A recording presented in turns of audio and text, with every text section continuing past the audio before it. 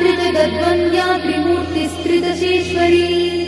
यक्षरी दिव्यगन्धाढ्या सिन्दूरतिलकाञ्चिता Uma शैलेन्द्रतनया Gauri गन्धर्वसेविता विश्वगर्भा स्वर्णगर्भा Varada वागदीश्वरी ध्यानगम्या परिच्छेद्या Dnyanada ज्ञानविग्रहा सर्ववेदान्तसंवेद्या सत्यानन्दस्वरूपिणी